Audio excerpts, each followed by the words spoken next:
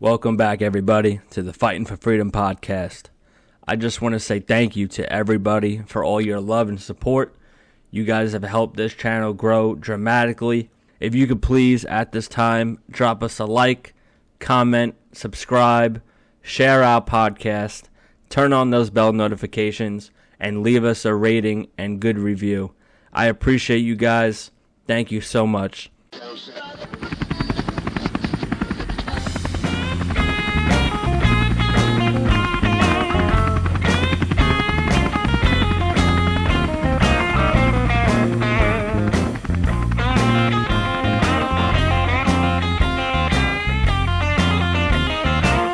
Fighting for freedom, one podcast at a time.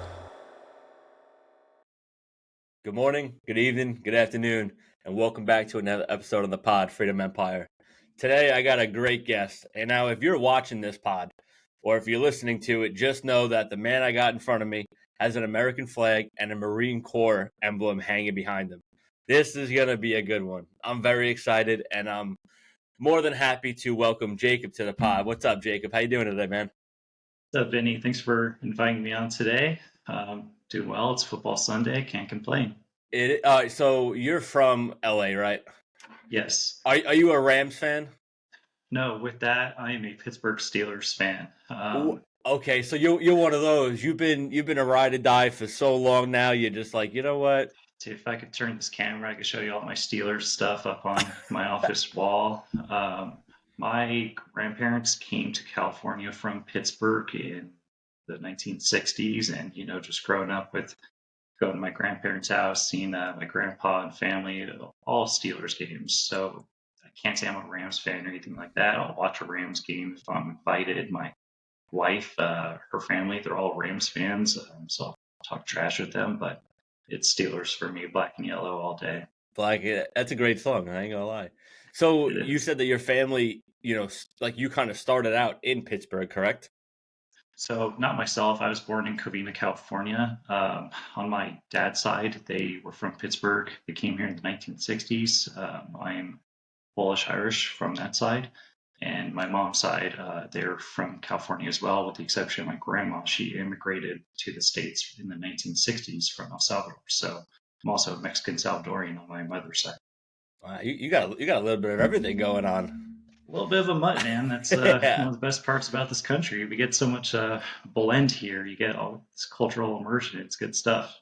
Yeah. So being from Covina, California, do you have any influence there? Is it a big military town? Is there any of that looking? It's a working class town for sure. A lot of blue collar workers. I wouldn't call it necessarily a military town, but the town is very supportive of military service members. Every November, the Covina Rotary Club, they utilize a middle school here called Sierra Vista, and they lay down all kinds of flags. They have July 4th parades. The city throws on Veterans Day events. So it's a supportive town, but I wouldn't say there's a lot of veterans, but there's a fair amount. Okay. So where does the military influence kind of come in? How did you end up to where you are today? So my dad's father served in the Army. He got all the way to the rank of colonel. He served during the Korean War. I don't believe he actually went to Korea, but I think he served during that time period. I don't recall his MOS. On my mom's side, her dad was a soldier. He served during World War II, went to the Philippines, fought in combat as a radio operator. And then from there, all my aunts and uncles, none of them served. It was myself. I chose the Marine Corps to be a pain in the ass, I guess. I won't follow the guideline and become a soldier. I signed my contract to go to the Marine Corps at 17 and a half, the summer before the start of my senior year in high school. I don't know. I was a decent student. I had like a 3.6 GPA when I graduated high school. Just where I was at heading into that senior year, I didn't care to go to college. School wasn't interesting to me. I wasn't always present at school. I would ditch school. I had older friends. Yep. Like starting from my sophomore year, I had friends who were like juniors and seniors. They would ditch school right in the middle of the day at lunch, and come on. And I was unfortunately easily influenced, and I would join them, leave school. Yeah. And it's not that my parents didn't care. They were just like, look, as long as your grades are up, we're not going to ask you a whole lot of questions. So, I kind of did what I wanted. And then I recall just before like my senior year, I was like, man, what am I going to do? After like I'm having friends take their SATs, ACTs, and they're looking into this or that college and nothing interested. And both my grandfathers, I looked up to them. And then, I wanted to follow in their footsteps, and I knew going to the military would lead to a lot of great opportunities. And I talked to a Marine Corps recruiter.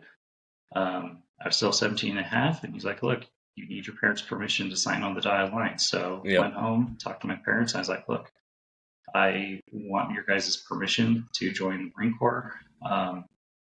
I will join when I'm 18. If you don't sign with me now, what you would do is help me get a better leave date to boot camp. And ask questions. They're like, hey, look, this is what you want to do. We're fully supportive. And it was August before my senior year of high school. Signed right there. And I signed an open contract at the time. That was just to ensure my boot camp leave date. Thankfully, I wasn't one of those guys who stayed on an open contract. Like the next available time I went to MEPS, I signed a combat support. Okay.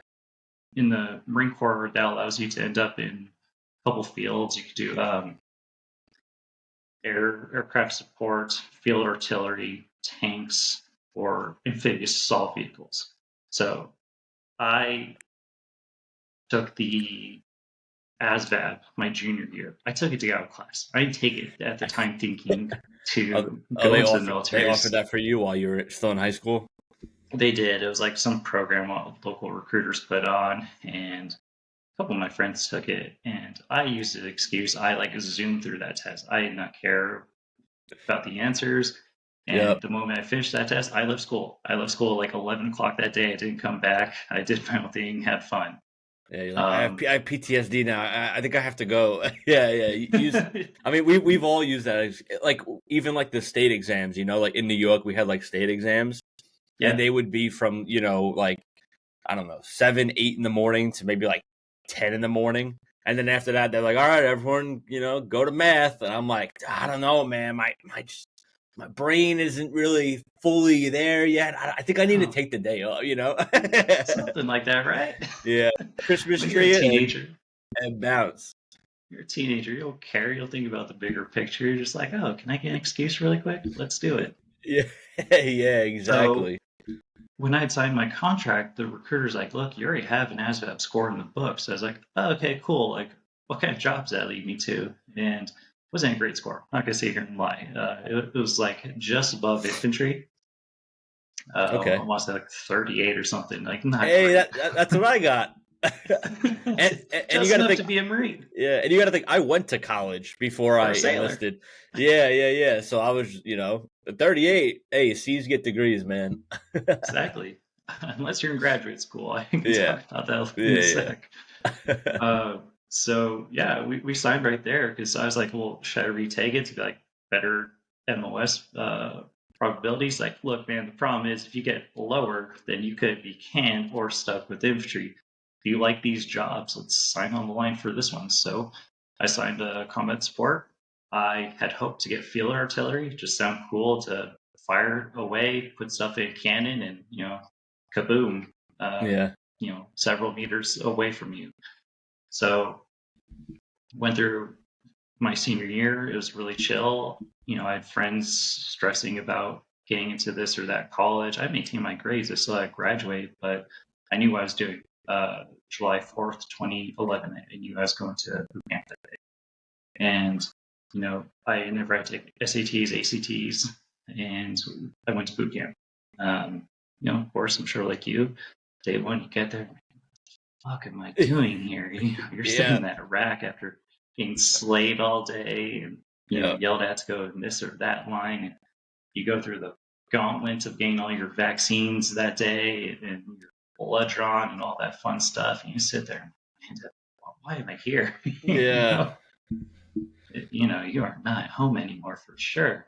Nah, And it's not Kansas. yeah, for sure.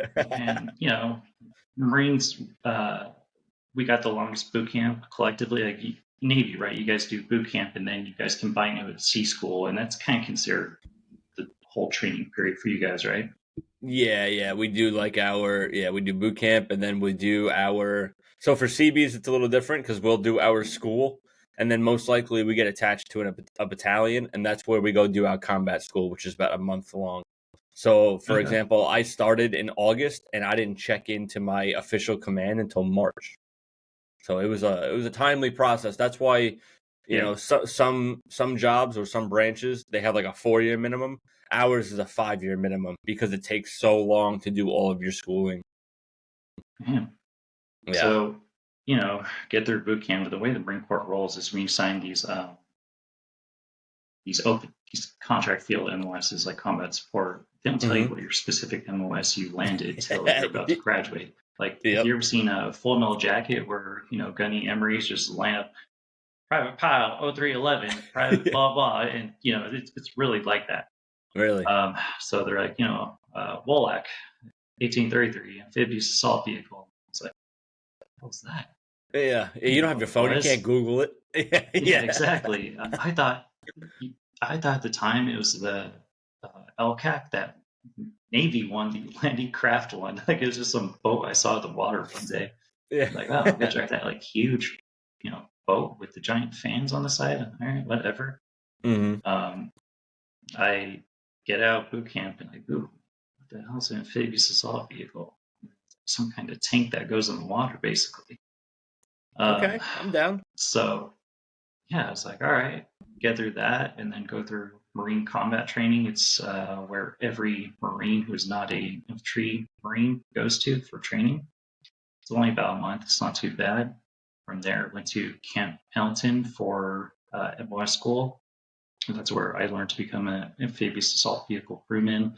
It's a 26-ton tank that has no business being in the water, but it's an infantry transport vehicle. It's Yeah. used to take infantry Marines from ship to shore in amphibious operations. It's a fossil of a vehicle.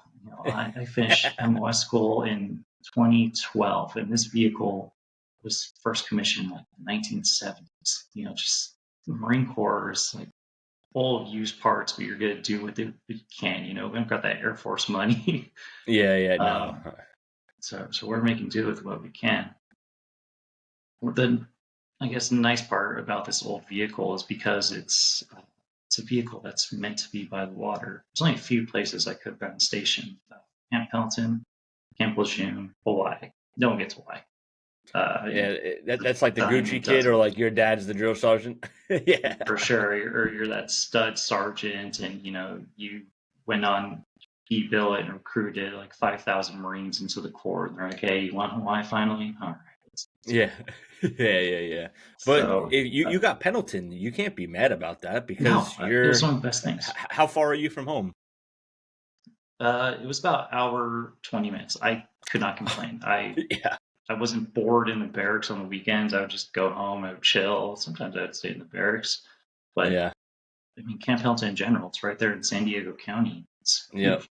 Yeah. No. I'll, It's huge. It's I want to huge too. retire down there someday. Yeah. I don't know where it starts and where it ends because I've been to Pendleton before, and Okay. this place is huge, man. Like, thank God they never let me drive like the Humvee or like the car goes around because I would be lost. I mean, I don't help. Yeah. So I got Pendleton. It was great. The only downside being at third Amphibious Assault Battalion over there, there is one company in 29 Palms, and they're like, they send bastard children out there, the war fighters, the crazy guys, and I was Yep. very grateful not to get 29 Palms. It's the Marine Corps' just desert base. Like, ask any Marine, stumps. No one's liking life there. It's awful. Yeah. I can imagine. I mean, San Diego sounds amazing, so Yeah, I'm down. I want to retire down there for sure. So I get to the fleet. People think boot camp is one of the hardest parts about the military. I'm like, no, it's like when you get to your unit because, yeah, sure, you're a Marine now, but you got to prove your worth to your own unit when you get there, man. Like, Yep. You there's can't that just blend initiation in. process, Yeah, exactly. and we get to third tracks. I get assigned to Alpha Company, and I had two options at the time. I could go on the 31st MU, Marine Expeditionary Unit, or I could volunteer for Task Force Gator. I was volunteered for Task Force Gator, which was a um, Marines from my unit. They were going to go to Afghanistan just as infantry Marines. They needed bodies at the time, and I had volunteered for that, but my unit had too many volunteers, so I got assigned 31st MU, and you know, I talk to people now, and they're like, "You guys had too many volunteers to go to Afghanistan." Yeah. And looking back now, like, hey, really good thing I go to Afghan. That's fine, but at the time I'm 19, 20, and they're like, you're young, you're going home. You're just like, yeah, let's go, man. Like, why be a Marine if I'm not going to combat? Yep. And that was the mindset back then. So instead, I got 31st MU. I had the misfortune of being on a Navy boat for 4 months. Like, you sailors don't get enough credit, man. It is not fun life on boat. Let me tell you, I was on the USS Germantown, and the longest, like, not going to shore at all, just lost somewhere in the middle of the Pacific. 4 months. Hey, you want to know what though? You give the sailors credit. You don't have to give me any credit because I have never been on a ship. I have never been on a boat. I don't know where do they go. I don't know what they do, and I don't intend on ever going on one. Especially like the MOS, the job that I picked. Yeah. Like the CBs do not go on ships. We take a plane to wherever we got to go, build shit for the Marines and the Army, and then hang out for a little bit, and then we bounce. So gratefully, chose wisely. I definitely did a little bit of research, not a lot, before I enlisted. And I was like, I'm not going to be a Marine because let's be real, that's not going to happen. I don't have the balls for that. I was like, the Army, probably not. Air Force, I should have. But yeah. So when I picked the Navy, finally, I was like, all right, well, I'm not going on a boat. They have to have a job that doesn't go on ships, and I found it, so it worked out for me. Chose wisely. Yeah. Especially being a Marine. Did you have to like sleep like in the whole do like the whole in the berthing? Yes. Yeah. Oh god. So, but man, you're a Marine. I bet you guys love that, dude. Like Marines love that weird shit. I mean, yeah, we're look, the Marine Corps love my fellow Marines, so we're a little culty. I'm sure you have plenty of Marines you've talked to, and you're like, oh, you guys are all kind of cookie cutter because like they instill spirit de corps in us. Like, you ask any Marine who's a real Marine, we all know the birthday. We all know the big Marines: Dan Daly, Carl Hathcock, Smedley Butler, Chester Fuller. It's like very ingrained in us, and it's a lot. It's very prideful. We're very arrogant to it. Yep.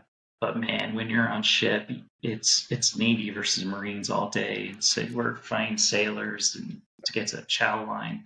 You guys give us the worst hours for everything. Hey, you guys want to make calls on ship? Get up at 4 a.m. Yeah. Sailors get priority for everything. And well, this is my ship. You're just a guest. Yeah, basically, you want to do laundry, it's gonna be like 10 o'clock at night or something odd. Yeah. Hey, the crazy part is, I bet like your like first sergeant or whatever comes, and he's the one that tells you, or like if you have a complaint, you go to him, and he's like, "Don't give a shit." I'm like, all right. Basically, yeah. And you go through boot camp, you learn like Marine Corps ranks and everything. Thankfully, my leadership made us learn Navy ranks. They're like, look, you see a chief, you're saying good morning, chief.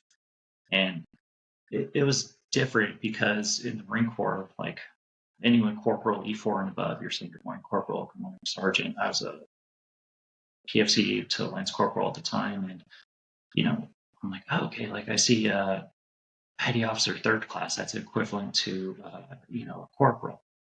Or right, that's your SEZ4. Yeah. Third class E4. Yeah. Like, oh, why is this guy like scrubbing paint off walls and stuff? Like, he's an NCO. We don't see that in the Marine Corps.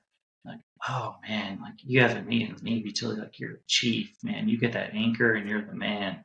Yep. Yeah. Pretty. I mean, that's Gunny for us. Gunny doesn't. Yeah, You don't mess with Gunny. If Gunny's having a good day, you say hi. If Gunny's having a bad day, you still say hi, but just expect some dumbass remark coming back. Yeah. good morning, Gunny. Is it a good morning? Yeah. There's like that one famous video of like that Marine officer. I don't remember his rank, and then like this like lower enlisted Marine walks by, and he's like, "Good morning, sir." And he's like, "What are you, the fucking weatherman?" That video lives in my head rent free, and I use that to this day. As Shout you out to should. him. Yeah, yeah. That's literally like how it is in a nutshell. But yeah, definitely Some of the the ranking system I've realized with Marines towards the Navy, it is a lot different. Until yeah, you make E5, that's when you're kind of I don't want to say coasting, but you yeah, have a lot more responsibility and a lot less hands-on work. Now, granted, like if one person's digging, everybody picks up a shovel and starts digging. for sure. But for the Marines, yeah, I remember like as soon as someone was at E4, like they were just like E4, handle E3 and below, and then don't Yeah. let it get to E5 because if it gets to E5, it's a bad day. For us, it's kind of the opposite. It's like E5, handle it E5 and below, like handle your own as well.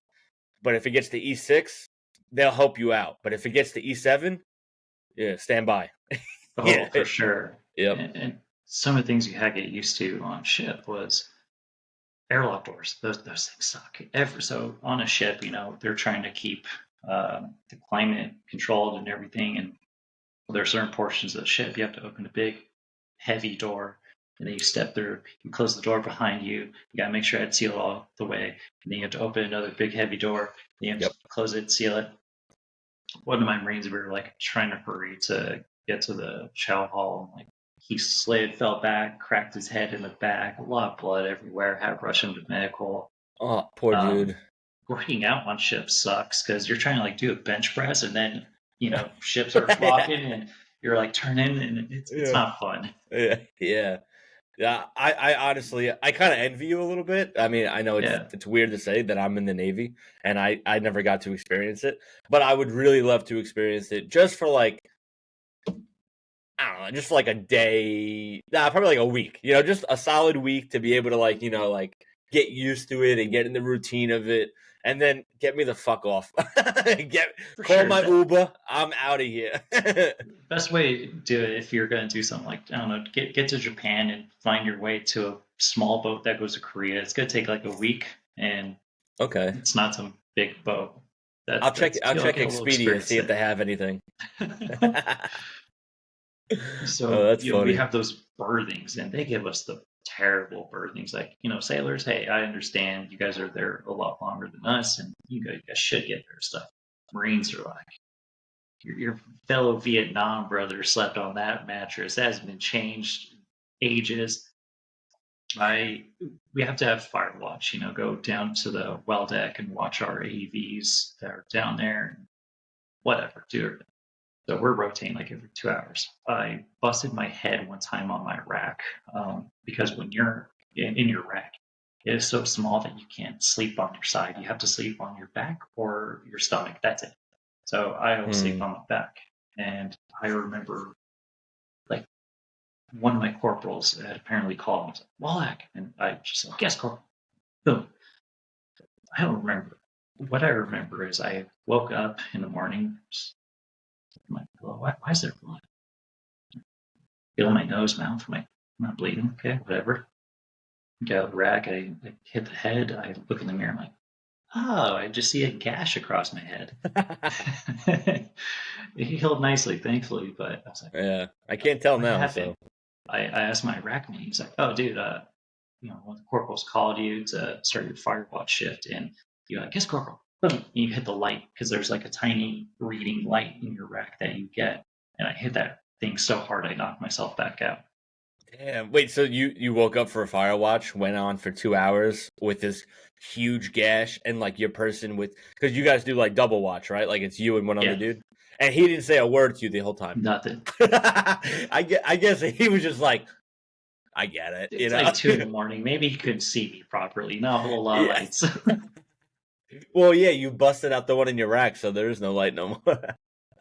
Dude, and then the berthings, the racks are like 3 high, and when the ship's rocking really bad, they tell you like, hey, there's a strap you're supposed to put in the middle to secure yourself, and it goes like basically by your stomach, right in the middle, Yeah. right there. It goes from the bottom to the top and secures you. I slept in the middle. It was easy to get in and out of. It was fine. There was a guy above me. The ship was rocking real hard one night. Fell all the way from the top, and like you woke up with a crater, man. Yeah. Could you imagine waking up to that? You woke up to just like like a corporal yelling at you, and that's one thing. Yeah. Could you imagine just falling 8 feet out of the air onto like a big metal floor? I probably woke up with the fuck was that? Basically, man. So Oh. we did the Indy 500 around Japan. Ended up in Okinawa. We spent say like 4 months or so there, and we went down to Thailand, Pattaya Oh, Beach. We nice. did Operation Cobra Gold. It's a international training exercise between us, the Thais, Koreans, and a couple southeastern Asia militaries. It was fun, got to blow a lot of stuff up, got to buy a lot of cheap stuff in Thailand. Yep. It's cool to experience different cultures like that, and you get to see, different ways of life. Things in Thailand are super cheap. It's like $1 is like 10 baht, so you're living like a king there. Yep. And in Japan, it's different over there, especially Okinawa, where I was at. I was up at the northern base camp Schwab, where all the AEVs are. Yep. I was on Camp Shields for a while. Which one's that? Is that That's the one right by Kadena. Okay, Kadena's a nice one. Is that an Air Force base, right? Yeah, of course. You really had. They have like a all you can eat and drink like brunch every like weekend, and I'm over here like, damn, the mini closed at 5. Like what?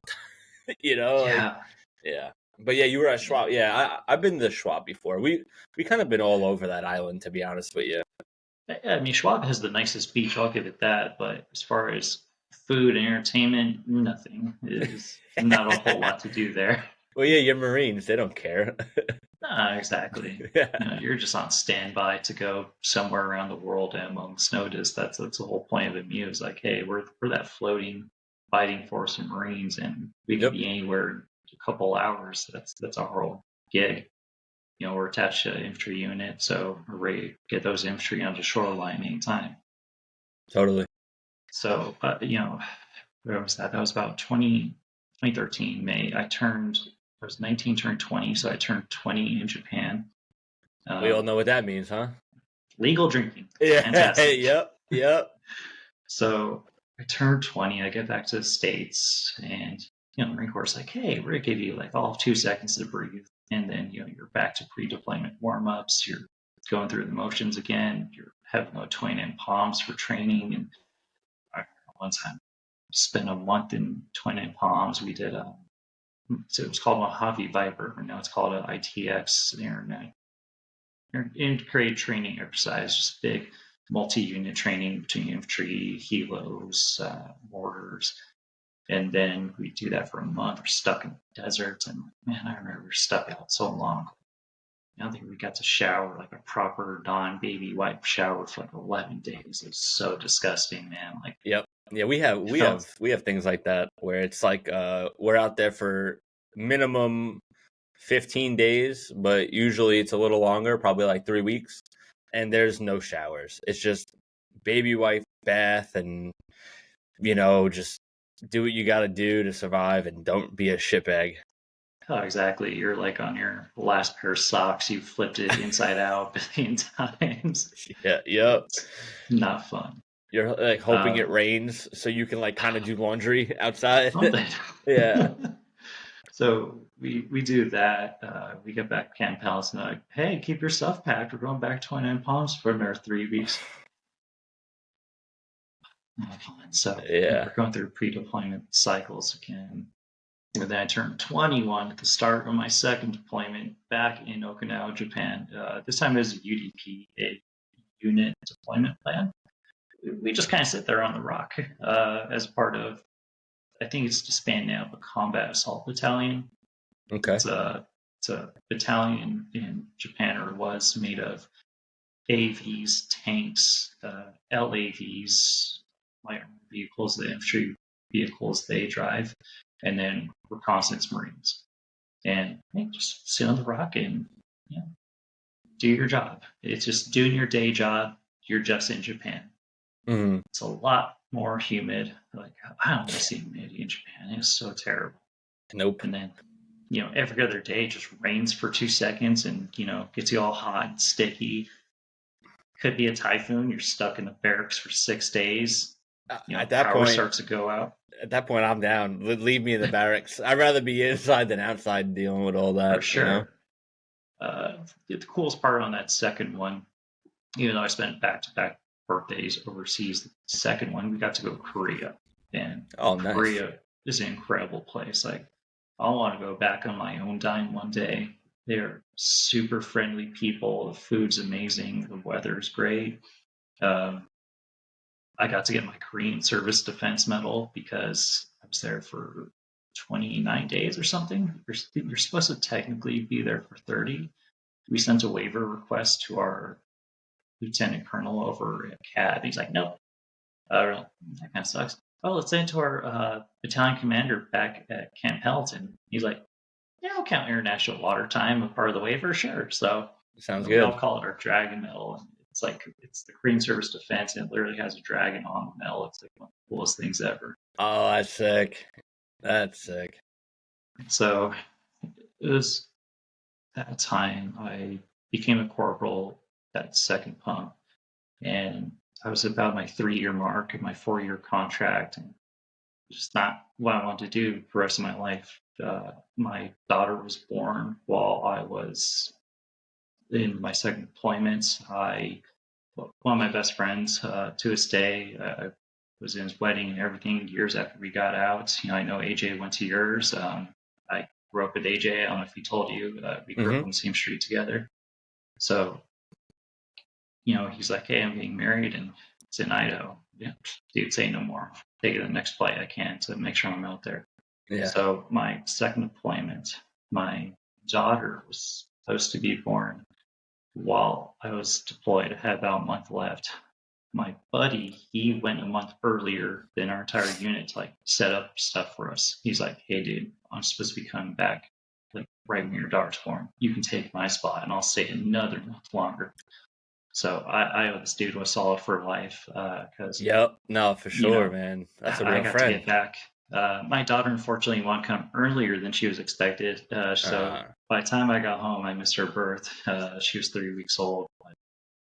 Just one of the best things to be able to, feel your child finally and hold her. It was fantastic. And, I got to a point where I realized, do I really want to keep missing things like this? Still want, live this life of gone, 9 months to a year, home for maybe a year and a half, and do this for the next 20 years. No. Mm-hmm. So I was about my 3-year mark there, and I decided to start the process of getting out of the Marine Corps. I really had no idea what I wanted to do. I thought easiest transition because driving a tank that goes in the water doesn't translate into a lot when you get out of the military. Yeah. Maybe if you're in Louisiana and you work on marine vehicles, there's a couple of gigs out there, but not a whole lot. And, unfortunately, the military in general, their exit process is not that great. I still wish it could be better. They've improved some things, like a lot of skill bridge job opportunities for service members about to get out. I had no idea. I was like, all right, well, I got a lot of family in the LA Sheriff's Department, and might as well try down that route. Mm-hmm. And I started down that process, and it was like too militant to me. Where I was arrogant in the sense that what the hell, dude? I just got a Marine Corps honorably serve my country. You're going through this background process, and you're talking to these guys, and they're just like you kiss their ass at the LA sheriffs, and I can't say it for every department.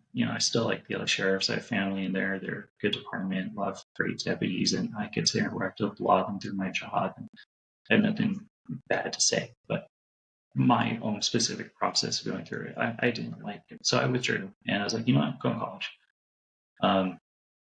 Moved to Ontario, California, and it's about an hour north of Camp Pendleton. And I went to Mount Sac. It's a community college. Like I said earlier, I never took SATs, ACTs. I couldn't start out at any university if I wanted to. So I went to community college, and originally I put down history as my major. I had no idea what I wanted to do with history, and I'm like, yeah. Oh wait, this kind of only leads into being a history teacher, and I'm too much of a hothead right now, fresh out of the Marine Corps, to be a history teacher. Probably not a great idea. So I switched it to political science. It's a broader field. You can go into law. There's more opportunities. So got my associates at Mount Sac, and during that time, that's when my boy's like, hey, I got a wedding, need you to be here. So on my community college graduation day, I took my finals.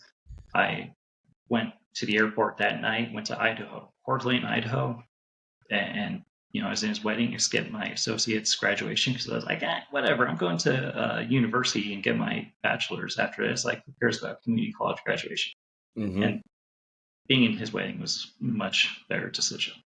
Granted, if you've ever been in Coeur d'Alene, Idaho, sorry, Corbin, there's nothing to it. Like, look, I'm from the suburbs, and I'm California for life, man. Like, like I can't do that small town stuff. I need the entertainment. I need stuff to do. I need sports teams. Ain't nothing wrong with Idaho, but it's not my thing. Yeah, I need to hear loud noises. I need public transportation. I need taco trucks. I need halal cards. I need, I need something. Man. So I haven't been to Jersey, but I've been to New York, and my wife introduced me to halal guys. It's so good, man. On point, man. On point. The problem is that the halal guys has one in Rollin Heights, California. It's not good. I was like, you hype this up? Like, yeah. I guess, like, it's edible, sure. I've had better MREs. Hey, now I'm curious because I like to ask a lot of people, what's your favorite MRE? Southwest baked beans, man. Killer. Yeah, you definitely from California, bro. It's either that or the chili mac, man. Yeah, well, the chili mac got good snacks. It gives you like those Twizzler bite things, those things are fire. I think curious. Honestly, I'd have to go beef ravioli, man, or the spaghetti and meat sauce. I mean, I'm an Italian, so it kind of makes sense. Yeah, that's that Jersey in you. Yeah, so that. Well, I'm not even from Jersey, asshole. No, I'm joking. But whenever me and AJ would be like out in the field to get together, and like we had a like fight for your life for an MRE, we knew like we wouldn't have a problem because I didn't fuck with like the Mexican style beef stew or like the shredded. Yeah. You know what I mean?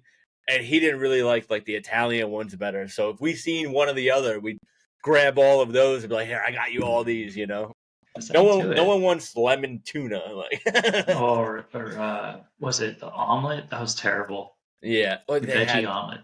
Yeah, they've soon done away with that. They've gotten like newer ones over the years. They got pizza actually now. It's about like a Lunchable. No, it's worse. It's literally worse.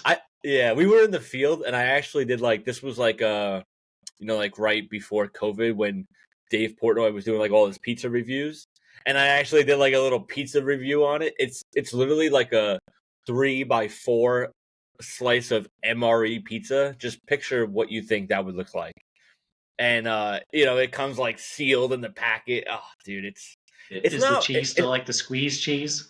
No. It's actually like it looks like kind of melted cheese, but it's so bad. And it's like so small, so like you literally eat it in like 4 or 5 bites, and you're like starving. I just wish they had put it on the box right there. It's like it's for the calories, not the enjoyment. Like, okay, they're upfront with us. Yeah. Do you believe the whole thing that the gum packets that they give us make you like shit your brains out? Probably. Probably. It's like one or two on the spectrum. Like you're shitting your brains out, you're just backed up for like a week, man. There's no in between. There's Yeah. nothing healthy that stuff does for you. Nah, those things are supposed to, like you said, give you so many calorie intake.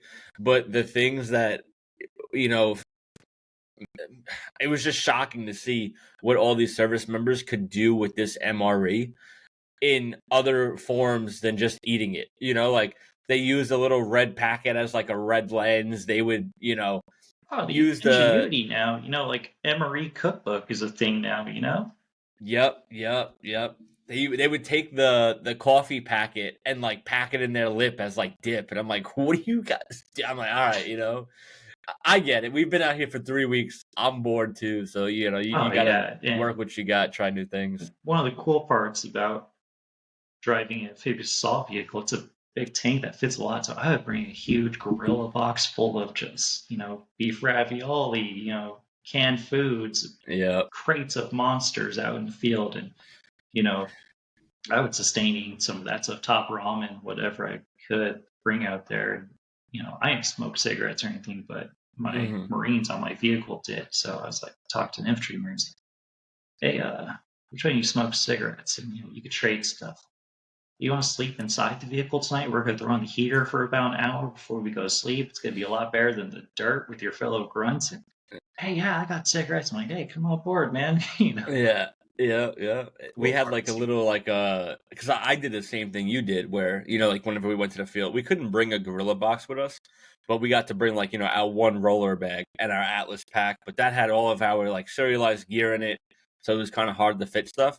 But I would pack my bag like so perfect that I would still have like the other half of it meant for, whatever I wanted to bring, whether it be like Slim Jims or Monsters or Red Bull. And I would dig a hole in the ground because it would get so cold at night, like Yeah. freezing. So I would dig a hole in the ground and make like a little refrigerator and put all of my Monsters and Red Bulls in there. So by like week 2, 2.5, the Monsters and the Red Bulls are like ice cold still, and I would sell them for like $20 a piece. Yeah, Yeah, definitely see, made some good money out there. give yourself some credit there. Yeah. So, let's see. Got my associates and I transferred to Cal State Cal Poly Pomona. It's a state school in Pomona, California. Got Hmm. my bachelor's there. And while I was there, making a killing on the GI Bill anyway. You get that monthly housing stipend. I Yep. switched over to Voc Rehab, which was vocational rehabilitation employments for it's now service members of 10% disability or higher. It used to be 30. They lowered the eligibility threshold. Basically, it's just like the GI Bill, but you tell the VA because of my disability, it's going to be more efficient for the VA to pay for this program, and rather than continue on with like GI Bill or send me to be a truck driver or something like that.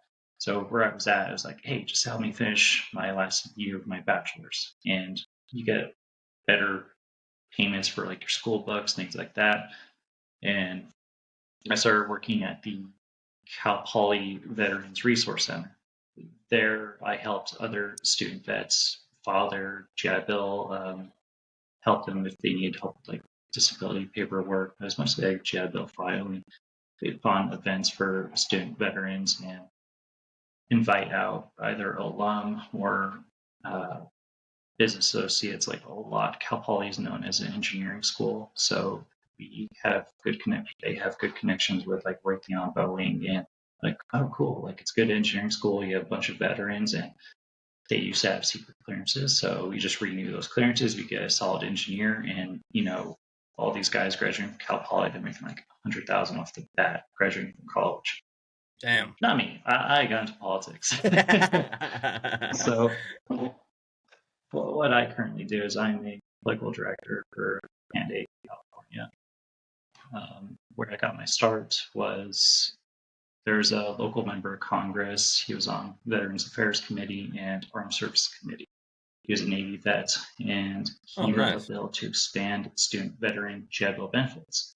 If you've used the GI Bill during the winter break, you don't get the housing allowance because you're not in school. And he used the GI Bill before, so he understood, like, wait, these vets still have bills to pay. Most of them are older, have families. So he wanted to make it so you can get the monthly housing allowance just during the winter break without deducting from your GI Bill eligibility, because you only get 36 months to go to school. And he didn't want that 36 months to get taken away. They also want to help you get payments during like that 6-week winter. Okay. So he represented the area where Cal Poly Pomona was. He invited student veterans to go talk to him about his bill, give him feedback and ideas. And I talked to one of his staff members. She was a Marine vet. She was a combat engineer and recon, and she's a badass. And I just kept in contact with her, built networking and rapport. And a year later, my last semester of my senior year, she's like, "Hey, look, we have an opening, and you should send your resume downrange. I think you'd be a good fit here." Okay, cool. And fired away, got the job, and I started working in the House of Representatives as a field rep and a caseworker. And when you work for a legislator, there's a couple different jobs. Like you could be a scheduler, a comms writer, write speeches and talking points, things like that. What I did as a caseworker, people who have issues with like the VA, Social Security, IRS, federal agencies, can call our office like, "Hey, look, I filed my taxes and I haven't gotten my tax return in like 7 months. Can you guys help me get my tax return on up?" So you can do that. The vet calls us like, "Hey, man, I filed for disability. The VA hasn't told me anything about in 2 years. What's going on?" So we get this ball rolling for them to see what's up. We have like direct agency contacts that we're able to talk to. Social Security, hey, like my husband died and I need his Social Security benefits transferred to me. So, there's those parts about politics that are beneficial regardless of party lines that people don't realize. And, I enjoyed those parts of my job. As a field rep, I would take the member around and introduce them to like, local city council members, school board members, prep them for those kinds of meetings. Members represent like 740,000 people. So there's only so much of them to go around. So, we got to keep them up to speed on what's going on in the district and everything, and, make sure they're well informed when they're in DC versus when they're back in California. So I did that. This guy ended up losing his reelection in 2020, which if you work for a legislator and you lose a reelection, your job is that's what it comes to. Yep. So it was November 2020. Chief gave us the news like, "Hey guys, I don't see a path forward," and started prepping those resumes. So thankfully, about 3 weeks later, another local member of Congress, she had a job opening. I transferred to her office, and I worked for her for about 2.5 years, and she was fantastic. I got to hone my skills more, and it was while I was with her, I started grad school at the University of Southern California, USC. I am getting currently my master's in business for veterans. It's basically all the same stuff an MBA has, but they cram 2 years in 10 months. So I'm doing an accelerated program right now. It's one of the best programs out there in the country. And I still have a slither of my GI Bill left. That's just enough to pay for this program. So nice. I'm getting a graduate degree from SC on my GI. And, nice. I still wake up. A shithead kid from, Covina is getting a graduate degree from SC. It's one of the best things ever. Yeah, I mean, you deserve it, man. I mean, you went into the military. It's one of the hardest things anybody can do as an American. And now it's, you're pursuing your dream. You're doing everything you've wanted to do. Now, I do have a question. So Sure. I've never used my GI Bill yet, right? I'm still, doing what I got to do. Is there any advice you can give to somebody who's, kind of on the fence about using the GI Bill? Maybe they're scared to do it. Maybe they don't know the process. Maybe, there's some outlet, Yeah. So a couple things. If you're an older service member, once you hit that 6-year mark and you've decided, I am not going to use my GI Bill ever, I'm going to pass off to my kids. If you are in that mindset, make sure when you hit your 6-year mark, talk to your admin, and you have to transfer your GI Bill to your family while you're in active duty. You cannot transfer it after you get out. So if you're like an older service member, you want to pass off to your kids, make sure you do it while you're talk to your admin. They'll know the process. If like in your position, you're just like, I probably should get out, go to school. If you don't know for sure what you want to do, go to a community college. Or a university who is paid for. But I would say community college because it's going to help you integrate back into becoming a civilian. University off the bat may be a little more fast paced, but community college, there's a lot of working class adults in community colleges, not just like getting an education, but also gives you an option to do trades. Like Mount Sac, they have a really great either nursing program or aircraft mechanics programs. And, it's not just about like, hey, go get a bachelor's in science, bachelor's of arts. Like you can go, learn and make a lot of money being aircraft maintenance and like Boeing or something like that. There's all kinds of other options than just, traditional bachelor education. Start off in general ed. Okay, that's going to help ensure that's the educational path you want to do. Because like, hey, I want to be history. No, I don't want to be a history major. And you can take in those general eds, you're kind of feel for every class. You're having to take philosophy, you're having to take, your math classes, your English classes, and, psychology, sociology, all those other stuff. You find how useless a lot of those classes are. I just don't like sociology. It was not a fun class I ever had to take. Philosophy, I had to take a cognitive science class, and I can talk about aliens all day and whatever's going on at Area 51. These people, they are meant to be there, man. Like you're in cognitive science. Right? Is red really a color or something we feel? We perceive? What planet are you two on? Yeah. There's 3 colors that matter. That's red, white, and blue. Any other color we could talk about. Oh yeah. So. Oh man.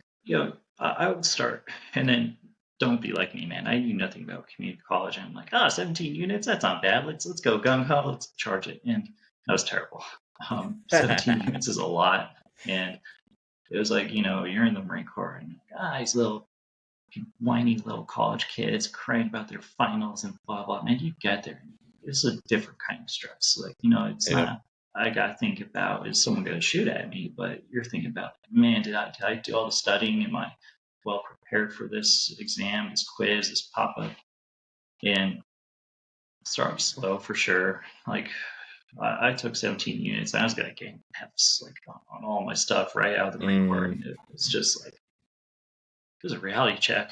And I think after the first couple of Fs, I was like, man, okay, now I actually need to set aside time to study, to write flashcards, just to get, back into the cycle of being a student again. Because at that time, I had been a student for 4 years. And whether it's 4 or 20 years, it's still something you have to learn just to be a student, let alone the coursework material.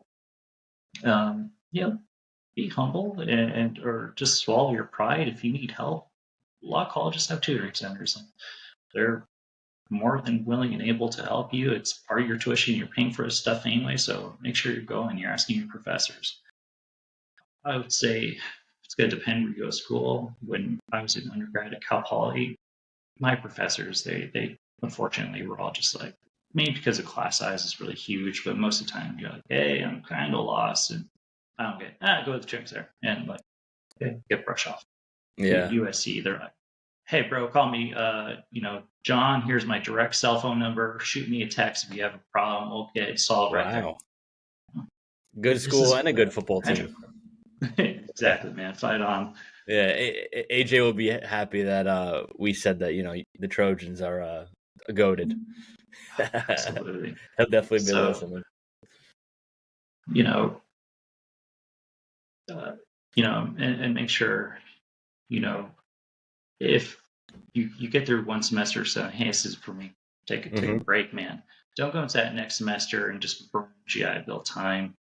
Um, Process is fairly simple. Pretty much every college, you get there and like, hey, I'm a veteran.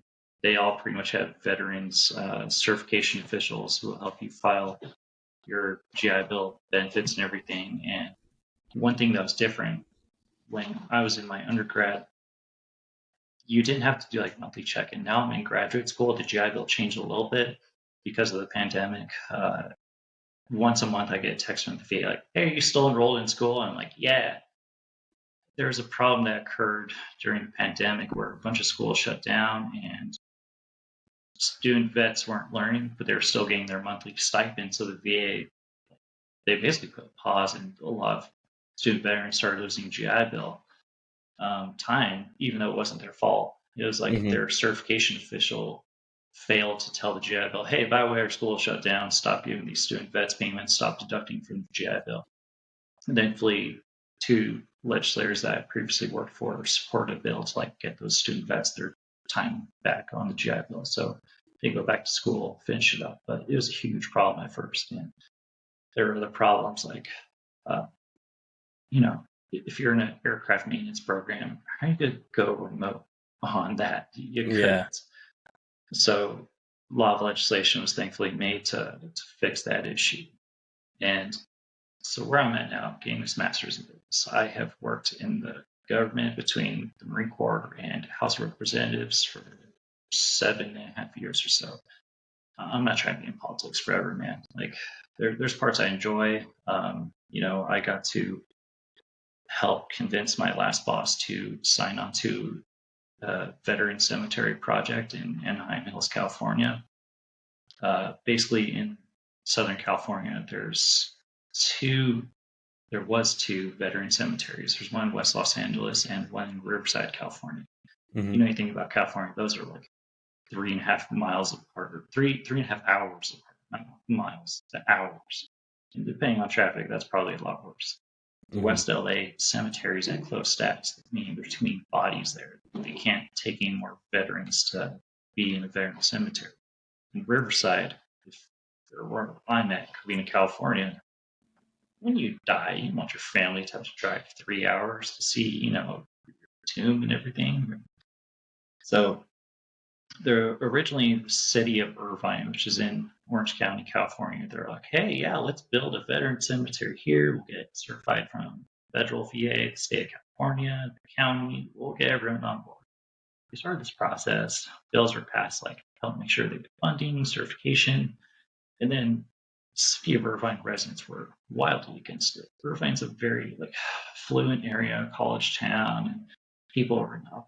And when you talk about supportive towns, Irvine's not. They're very anti-military at this time, I guess, and their residents are like, man, I never intended to live by a cemetery. I want my kids out to hear those gunshots, those 21 gun salutes.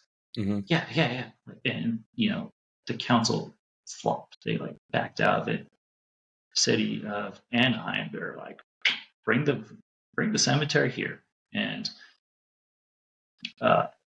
over 150 bipartisan lawmakers of all parts of the government, county, federal, state, city council, they're like, yeah, let's all move it. So all the funding and everything got redirected, and now I got to go to the groundbreaking of the cemetery. It should be finished about 2030, and it's great because a lot of people who are the big hard charge of this were a bunch of Vietnam vets, and obviously just by age, their time's going to probably come before mine. I can't predict, but these people deserve a final resting spot that is beautiful and reflective of the awesome service they did for us. And to have my boss join that letter was huge. And it was just no one cared about party lines. It was like, hey, we got to get this done for the vets, and it was a huge deal. And it was one of the best things I got to do while I was in the house. So I'm at 7.5 years. Currently, I'm helping running a campaign, but once I hit my 10-year mark, because the House of Representatives counts my time in the Marine Corps, it's a collective 10-year federal government retirement. And I want to get, it's it's not an ideal life when you got to work for someone who's up for re-election every 2 years. It's like stress on, stress off, stress on, stress off. Yep. Goes fast. So what I'm trying to do with this USC degree is do governmental affairs for a business. Okay. Basically, so you can kind of stay focused like, and. I've had a lot of supervisors like, governmental affairs for Warner Bros. Or NBC, and like, all these big corporations. They need someone who has an ability, like, hey, we're in need of this law. Like, it's been a while. Do you want to think about the LA Rams called a bunch of legislative offices and like, hey, we need laws passed because we gotta stop drones from flying into our stadium during football games. And oh yeah, like drones exist now, and people are just like, flying drones into stadium, getting cool footage, but obviously it's a hazard if this drone falls on a football player, random fan in the crowd. Like, that's a problem.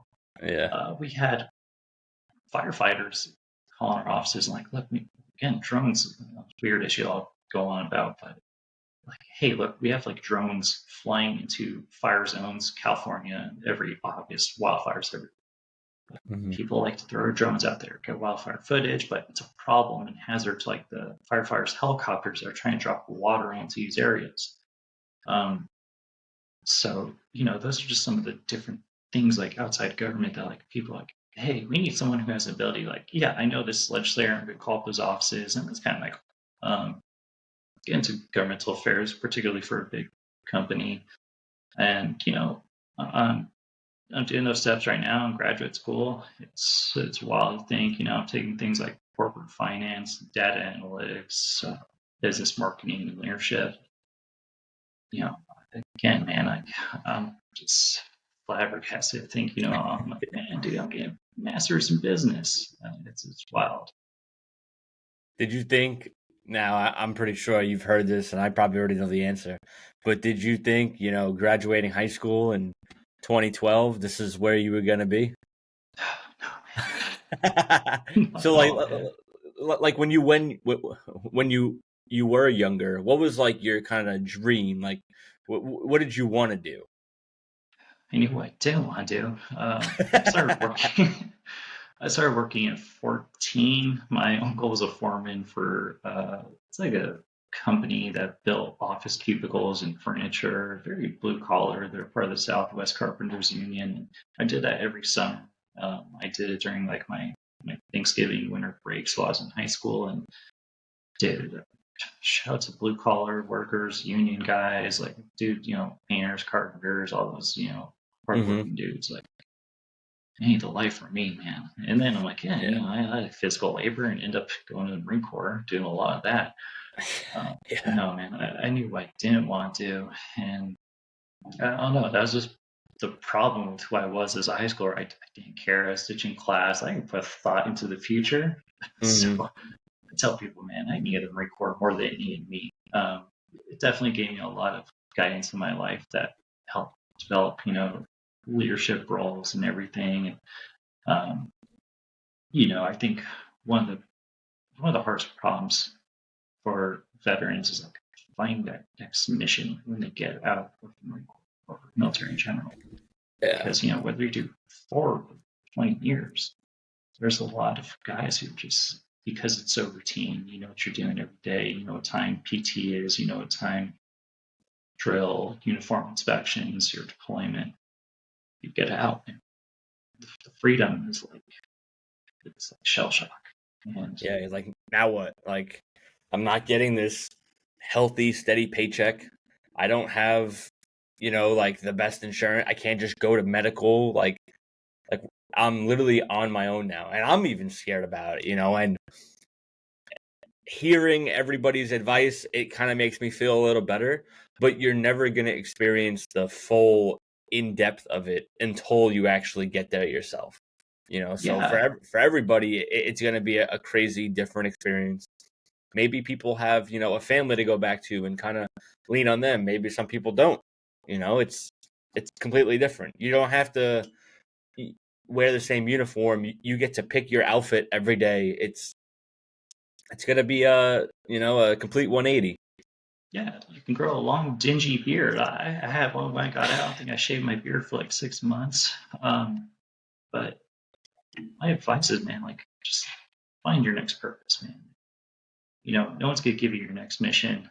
Um, whether you go to school, if you become a police officer, try to become a nurse, whatever. It's just you gotta do something because no one's gonna tell you what to do. And maybe sample stuff, and one of the best parts about the military is, man, you got a huge network of people all across the country. And, Yep. if you don't like where you're at, where you're stationed, you don't got to stay there. You know, you don't want, obviously, like go crash on your friend's couch forever, but you can always call up someone, hey, bro, like, can I head there on vacation for like a couple of days and, see what it's like in your, Lubbock, Texas or whatever. And in Idaho. yeah, Moscow, Idaho, or Oh yeah. Seattle, Washington. There's all kinds of places, and it's one of the best things ever. It's just it doesn't hurt to like pick up the phone. Hey, bro, like got any advice or guidance, and talk to people, have conversations. Because what I can say is, and where I'm at in life is like networking is a big thing, and I wouldn't be in the job I'm at. I wouldn't be in USC without like just talking to people, having conversations, having just the ability to like, hey man, maybe I need help, maybe I need some guidance. I wouldn't have got employed by the federal government if it weren't for me talking to a fellow Marine, and she's like, hey, one day we got this opening, we got good rapport, send your resume down range. Don't be afraid to ask for help. PT still, like, you don't got PT at 4 a.m. like you used to with your old. You have to stay in shape. Because no one's going to force you to do those things, but do those things to keep you healthy. Even if it's not like, oh, I don't got to run 10 miles like you used to, but I don't know, go swimming, do something, do something productive. And, like when I got to USC, I heard about this program because of another Marine vet. He worked for a different legislator, like all of some vets in Southern California legislation. We like talk to each other. It's like, hey, bro, have you ever heard about USC's Masters in Business for Veterans? He's like, tell me more. Yeah, I'm like, dude, that sounds pretty cool. And shot my resume or my school application in and got it. And, and I asked my boss, I asked her, I'm like, hey, can you write me a letter of rec? And, she has a great sense of humor. And one day we're at this event, she's like, hey, by the way, I sent your letter of recommendation. And I was like, all right, thank you. She's like, yeah, I sent you a copy. You can see all the crap I talked about you. I'm like, thanks. And this soldier was next to me. He was a part of my job in the house. I handled Service Academy. Kids who want to go to West Point, Naval Academy, Air Force Academy, Merchant Marine Academy, they have to get nominated by their member of Congress. So being a veteran staff member in the legislative office, I naturally took that on and I loved it. Kids who need those interviews and applications, I would set them up. So this guy who was a soldier worked next door to our office, and I was like, hey, bro, can you be a part of our Service Academy board? Help us do interviews with these kids. Yeah, for sure. So he just happened to be right next to me when my boss was like, hey, I sent your application, your letter of rec. He's like, where'd you apply? I'm like, USC program, MBV. I'm a graduate of the first cohort, man. I'm like, dude, that's wild. Like, hey, bro, SC has a tailgate coming up next week. Come to the tailgate with me. We're going to go to a football game after. I'll introduce you to the program director. Dude, you've worked next door to me for like 2 years, and I'm just finding this out. And he's like, I don't know. We never talked about school. We talked about like West Point and, military stuff, but we never got into education. I was like, oh. Yeah. So now, from now on, every time you talk to somebody, you just give them your whole profile, and you're like, if you got anything, let me know. Yeah, that's crazy though, man. I'm truly happy for you that things work out in the weirdest ways, and God bless, man. Yeah, thank you, man. And you're doing a kick-ass job with this podcast. I appreciate, with anything in life, man, just be a sponge. Be willing to take in information. Exactly. Don't take things so personal. If someone's like, "Hey, man, we messed this or that up," and it's a learning curve. We all want to learn. We all want to get better. Um, Dude, if you need anything, man, you got my number now. Just hit me Yep. up. Yep, You yep. know, I got the name and everything saved, man. I'm good to go. I could ask Siri and she got me back. She got my back. I'm an Android person, man. I'm an Android heathen. I'm a discriminating green bubble texter, but Yeah, you are. I realized that I was like, wow, this guy works for the or house oh representative. no. Yeah, I was like, and he's got an Android. Oh no. It's one of those things where I got my old work phone was an iPhone. I had one for 3.5 years. I never Kind of liked want it, man. It's you very wanted to separate the simplistic. two. It's Yeah, yeah, yeah. cool. I'm staying with Android. But we're a very discriminated class in America, man. Like you see, like, my wife judges me, my daughter judges me. My daughter, Yeah. she's 8. She has an Apple Watch, and her mom and I talk to her, text her, checking on her, see her location. Hmm. Um, Even she's like, Dad, if you can't FaceTime on my iPad, I'm like, get Google Meets, we'll be fine. Yeah, you got a Zoom ID? Just send me yours. Send me the Zoom link. That's actually a smart idea. You got, because technology is so like, crazy in the world now, where you see, everybody with a phone, no matter what their age is. Like as soon as they turn 4, they're like, here's a phone, here's an iPad, here's Wi-Fi. That's actually cool that you gave your daughter an Apple Watch. Kind of takes away a little, but then also allows her to like, allows Uh, you to be okay with it. I can't say I was fully on board at first. I was like, still like that cheap. I don't know, it was like Garmin or something cheaper. I was like, Apple Watch, really? I lost the fight.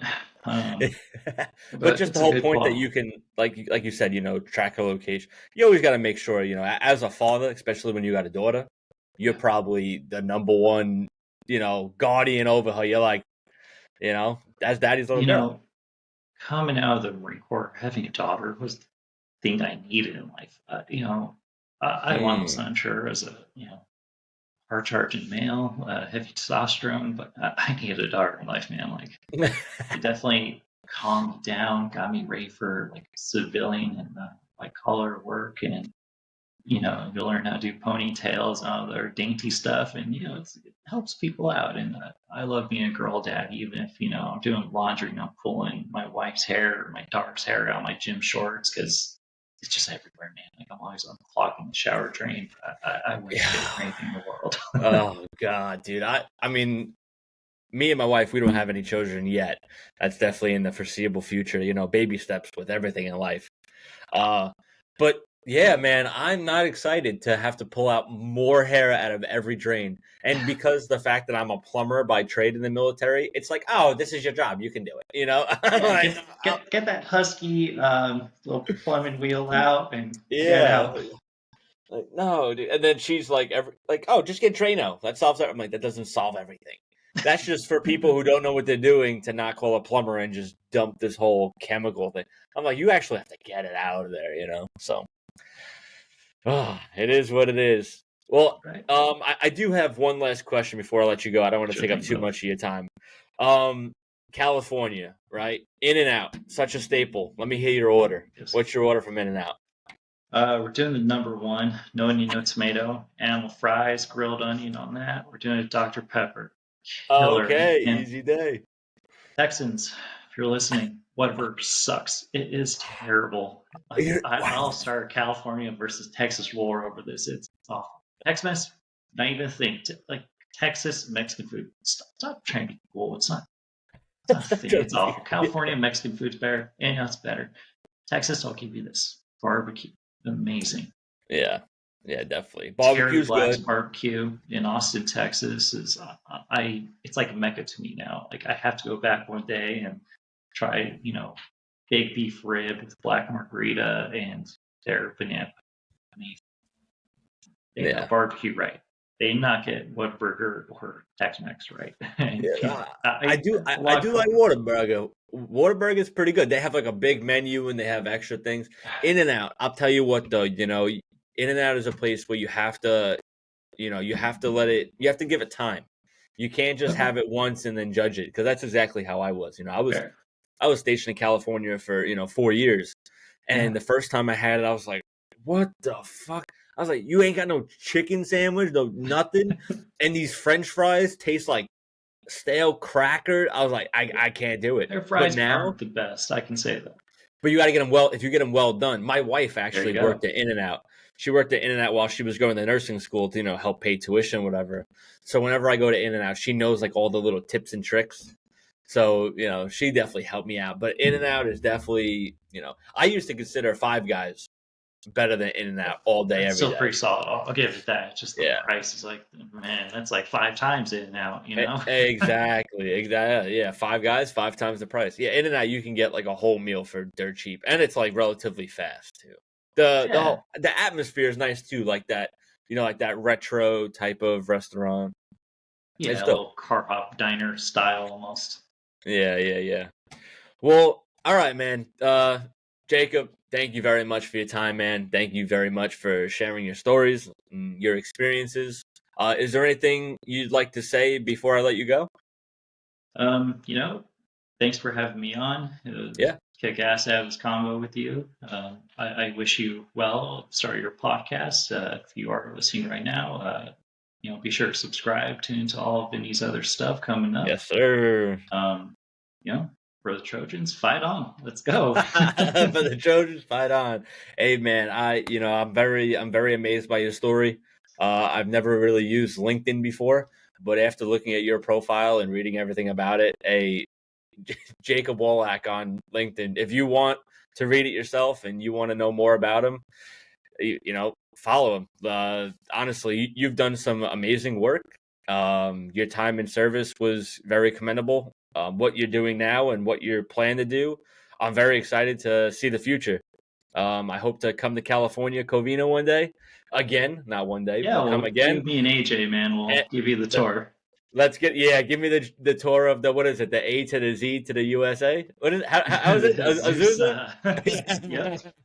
Yeah, see, I know a little bit. But hey man, thank you very much. And Freedom Empire, thank you so much for tuning in. Like Jacob said, goes without being, drop a like, drop a comment, subscribe, and we'll catch you on the next pod, guys. God bless. Take care, man. Peace out. Views presented are those of the speaker, and the guest do not necessarily represent the views of the Department of Defense or its components. Neither the Department of Defense or its components bears any responsibility for the accuracy, legality, or content of the views discussed on this podcast.